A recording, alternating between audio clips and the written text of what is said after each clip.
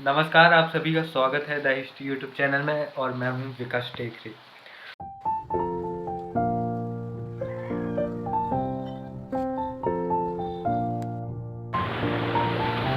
रक्षाबंधन के प्रारंभ होने की प्रमुख कथाओं में से एक कथा का जिक्र हमें पद्म पुराण, स्कंद पुराण और श्रीमद् भागवत पुराण में मिलता है।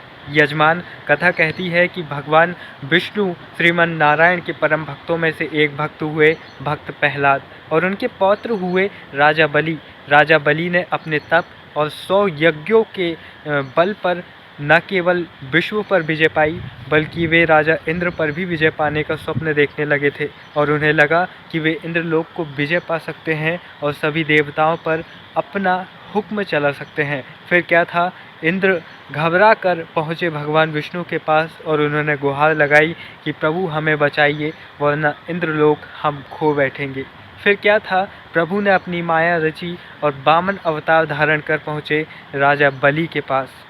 राजा बलि के विद्वानों ने, उनके ब्राह्मणों ने राजा बलि को चेताया कि जो ब्राह्मण आपके पास भिक्षा मांगने आए हैं, जो भिक्षा में आपसे मात्र 3 पग ज़मीन मांग रहे हैं, वो और कोई नहीं, वो भगवान विष्णु हैं। अरे मूर्ख राजा, वो तुम्हारे 3 पग ज़मीन नहीं, तुम्हारा सब कुछ छीन लेंगे, उन्हें दान मत दे देना। चूँकि राजा बलि यह जानते थे किंतु भगवान के हाथों कुछ मिलना, भगवान से भेंट होना यह हर किसी का सौभाग्य नहीं, यह भी राजा बलि जानते थे। उन्होंने 3 पग ज़मीन उस ब्राह्मण को दे दी। फिर क्या था, भगवान विष्णु वामन अवतार में अपना विराट स्वरूप धारण किए और मात्र 2 पग में सारे संसार को, आकाश से लेकर पाताल तक सारे संसार को केवल 2 पग में नाप दिया और राजा बलि से पूछे, हे राजन, अब मैं तीसरा पग कहाँ रखूँ? तो राजा बलि मुस्कुराकर बोले कि प्रभु मेरे माथे में रखिए, मेरे मस्तक में रखिए। भगवान विष्णु प्रसन्न हुए और उन्होंने राजा बलि को पाताल लोक का राजा बना दिया और राजा बलि को अमर होने का वरदान दिया।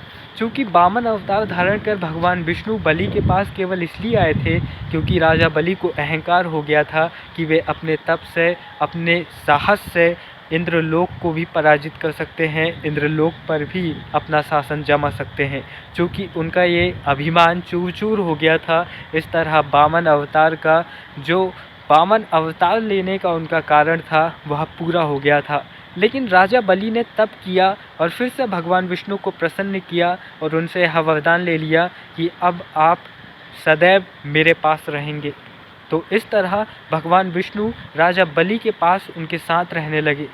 लेकिन उन्हें वामन अवतार खत्म कर देवलोक को वापस जाना था। जब एक लंबे समय तक भगवान विष्णु अपने घर नहीं पहुँचे, अपने देवलोक नहीं पहुँचे, तो उनकी पत्नी माता लक्ष्मी व्याकुल हो उठी और वे अपनी व्याकुलता लेकर भगवान शिव के पास पहुँचे।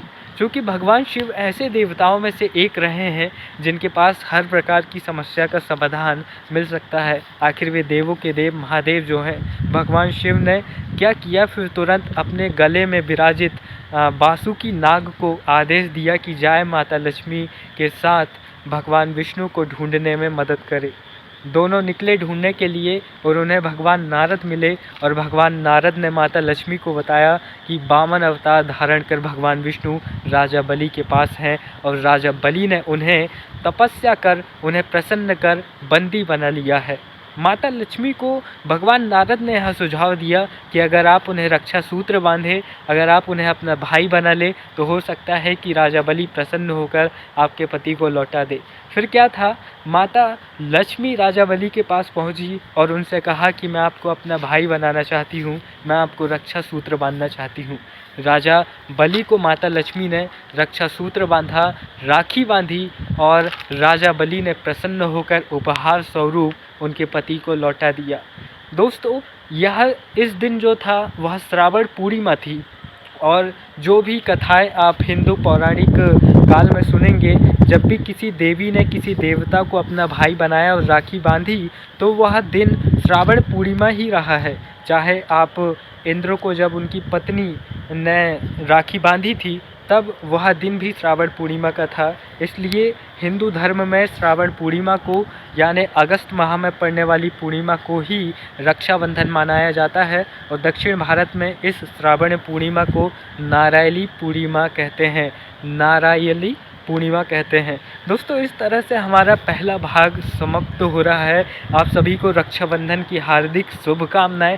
रक्षाबंधन जिसके शब्द से ही समझ में आ जाता है कि एक ऐसा बंधन जहां पर ये वचन दिया जाए कि मैं तुम्हारी रक्षा करूंगा, मैं कभी तुम्हारे शरीर पर किसी की आँच नहीं आने दूंगा, मैं तुम्हारे शरीर को किसी प्रकार की चोट नहीं लगने दूंगा, यहाँ तक कि तुम्हारे मन को भी किसी प्रकार की चोट नहीं लगने दूंगा। आप सभी बहनों और भाइयों को रक्षाबंधन की हार्दिक शुभकामनाएं। आप यूं ही हंसते रहें, मुस्कुराते रहें और फिर मिलेंगे दोस्तों। बाय बाय, जय हिंद।